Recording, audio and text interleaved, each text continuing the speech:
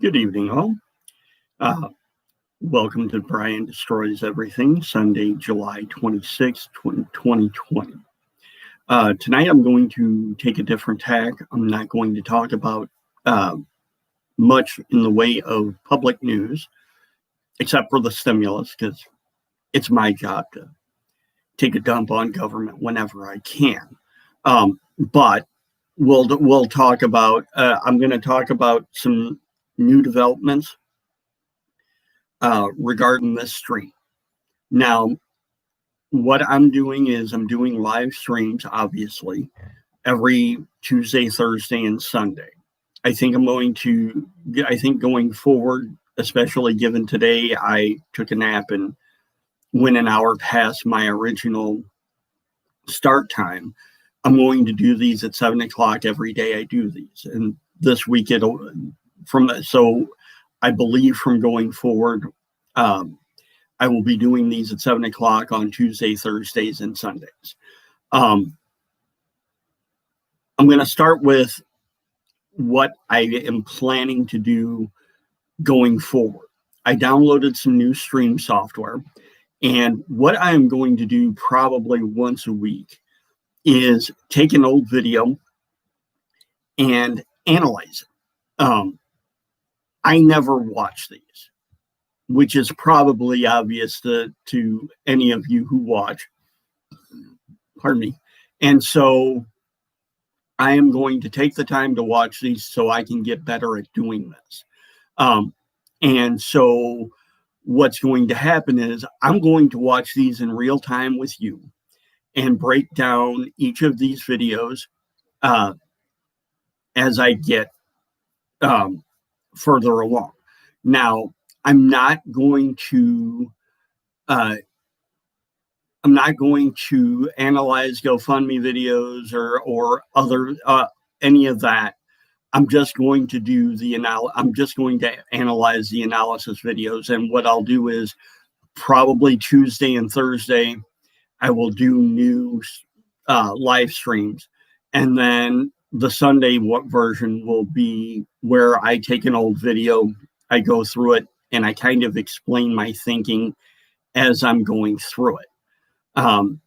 So it will be me versus me, or me taking a dump on me, all while you get some entertainment, because I'm not very nice to myself, especially when I go back and go, hey, I could have said that differently. So there's that. Like I said, my plan is I'll do that Sunday, and if I'm able and motivated enough, I will probably just do new content 3 times a week and do analysis videos a couple times a week. But that's probably going to be 3 weeks or a month down the line before I add more to this. So that's really the announcement. Not much, just minor tweaks, nothing really hugely different. Now I'm going to talk about the new stimulus. I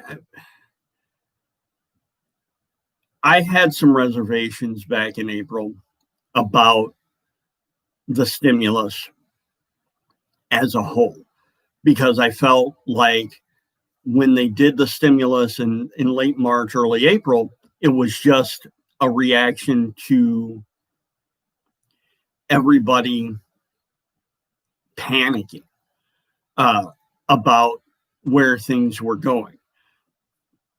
I don't know if the April stimulus really saved the economy. I just don't think it did. I don't think the $1,200 payments were enough at the time. I don't think they were enough, and I really think in retrospect they were probably too much, because it created a bind for the federal government to actually provide a stimulus when they need to provide a stimulus. And I don't think right now is that time either.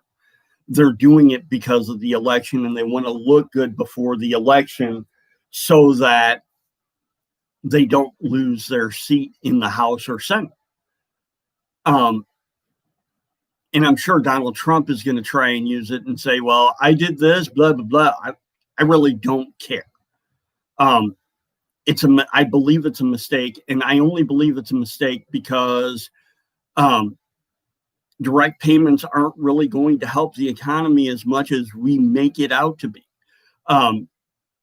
There are far more structural issues that need to be addressed, and $1,200 per person isn't going to really do anything. Now, for people who don't make a lot of money, for people who are perpetually broke, $1,200 can be life-changing money. But the reality is it took them over 2 months to get the money to people with bank accounts in a lot of cases. Now, I mean, if you file taxes and all that, you got your money 3 weeks before the people on Social Security and whatever. But it doesn't change the fact that while the money will be useful towards helping people get there, there are far more pressing issues like the unemployment extension. Now, I wasn't a huge fan of the $600 a week for unemployment because I actually agree with the Republicans on that. Once people could start going back to work, people chose to stay on a lot of people. There are people who chose to stay on unemployment rather than forego the extra $600 a week, because it was in a lot of places, $600 extra a week is almost twice their income. So if you lost your job, say at McDonald's, and filed for unemployment, you were making $200 a week. You're making $600 now. Well, why the hell would you go back to McDonald's? I mean, and in San Francisco, $600 is more realistic because the minimum wage here is $15 an hour. And while a lot of people who have part-time jobs don't make $600 a week, it's a lot closer to what they would make in a regular job than what people would normally get from unemployment, which is, to be honest, criminally underfunded. Okay. And I don't know where the White House got this, but they wanted to reduce the payroll tax. Now, follow along with me if you don't understand what the payroll tax is. The payroll tax funds Social Security, it funds unemployment, it funds the Small Business Administration. Okay. Reducing the payroll tax puts an extra squeeze on these things, and it makes it more, it just makes the Republicans look that much more dastardly because they are just going after the people that have supported them, a lot of people that have supported them in the past. You know, retirees are more likely to vote Republican.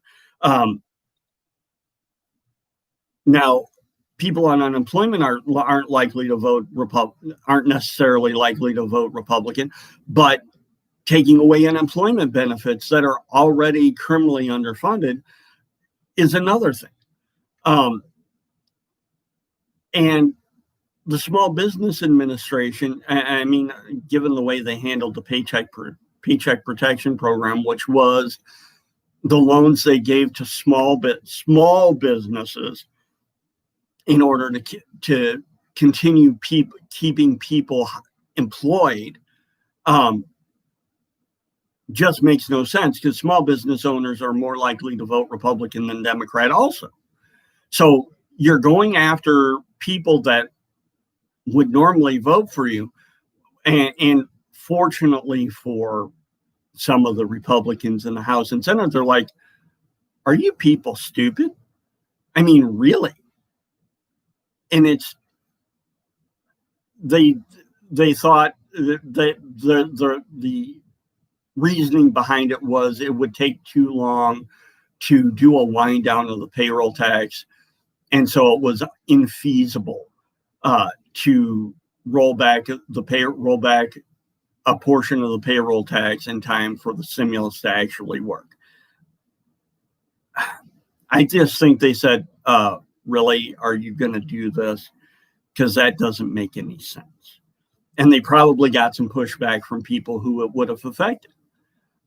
Yeah, I'm sure there are hedge fund managers who pay 40% a year because hedge fund managers actually pay the highest individual income tax instead of a business tax to run their businesses. But it boggles my mind.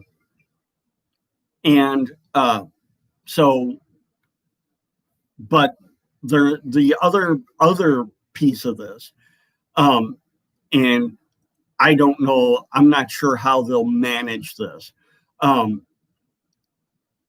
Congress or the Senate Republicans' insistence that unemployment benefits be at 70% of what you're supposed to make. The Democrats have a point here. It's nearly impossible to program, especially these old COBOL machines, which is common business language, which is a programming language that was invented when they had punch cards to run computers. It's almost impossible to program COBOL like that. So I can't foresee, given how badly the issues people had with filing for unemployment in March, doing the 70% thing would be 10 times worse. And while it will discourage people from filing for unemployment, you're looking at a lot more people who are just shut out because they can't find work for whatever reasons. The place they want to work isn't hiring. The place they used to work has shut down. And there's going to be a lot of that. And 70% here in San Francisco is still what, $11.50 an hour or something like that. $10.50 an hour. But you can't live here on that. And there are 100 freaking things that you can do outside of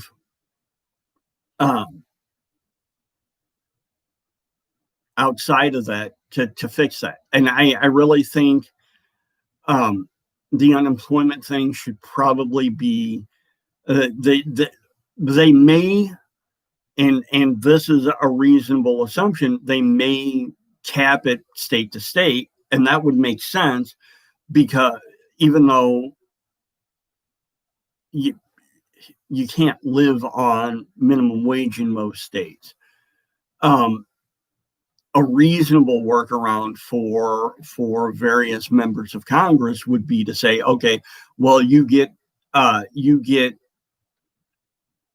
enough to cover 40 hours a week at minimum wage in your state for unemployment.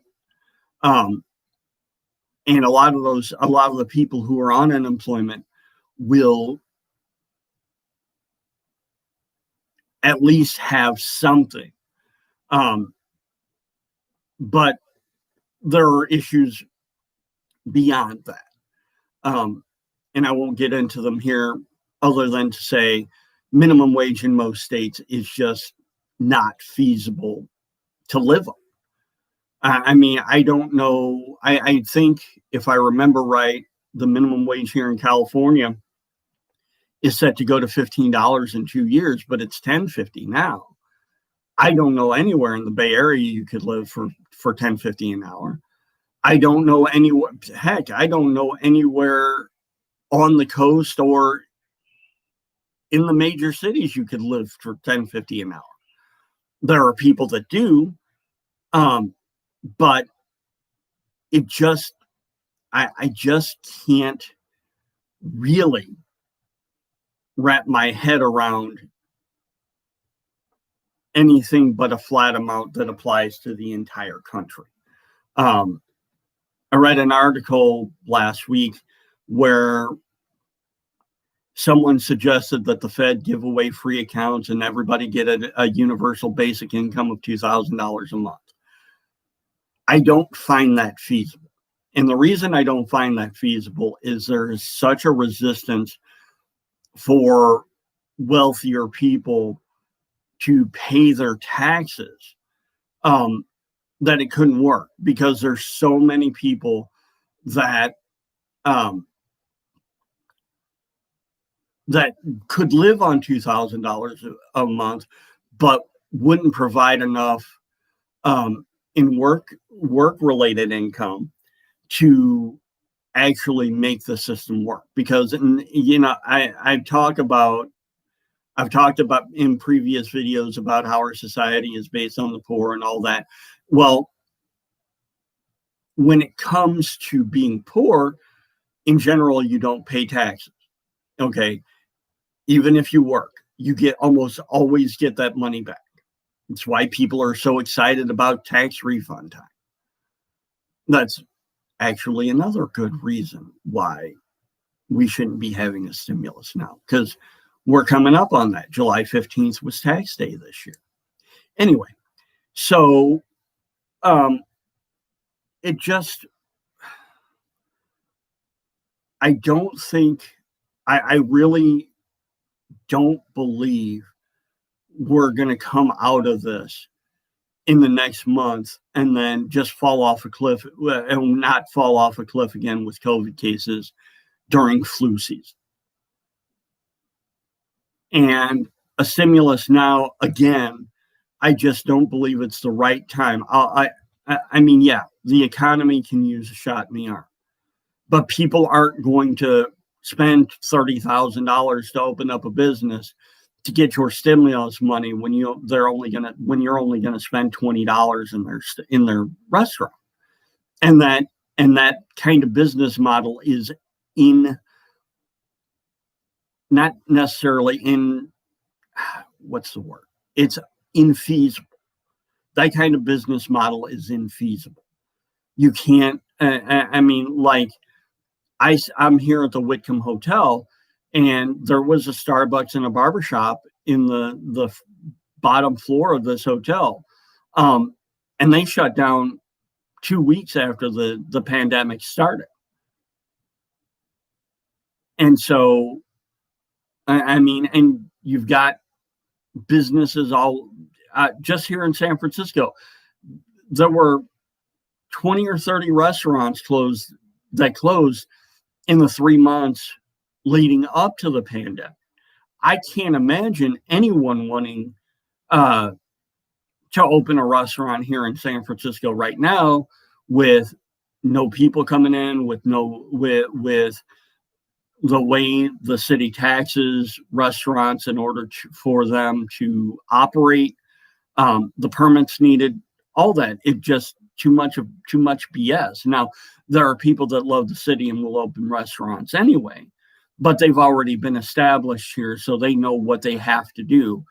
And it's not a minefield of regulations that they have to go through in order to open the business. But,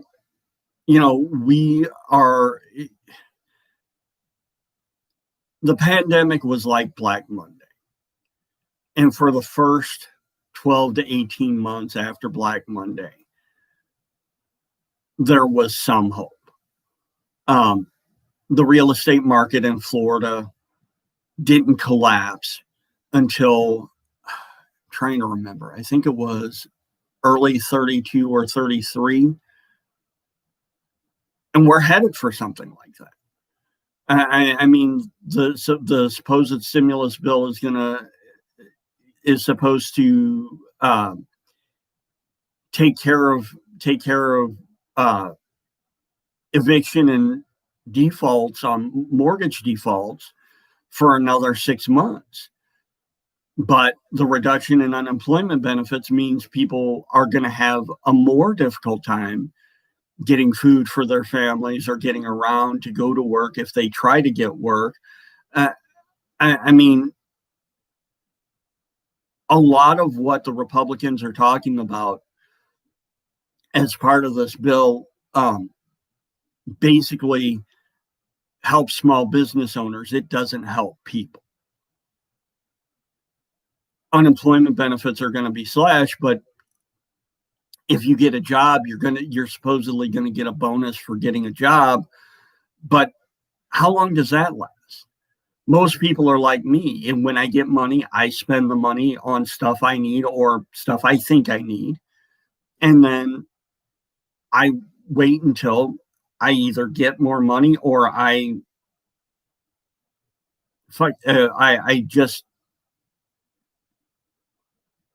just float along. And living your life like that is great, but it's going to give the economy a false jolt of enthusiasm, as it were. And so when the next wave of cases really hits in October, I mean, yeah, we're still dealing with the first wave, but transmission season is October or November to February. We're not there yet. And given how easily coronavirus transmits, we look like we might be in trouble. Anyway, so I'm done for tonight. I will see you guys Tuesday at 7. Have a great night, and I hope you are well and safe.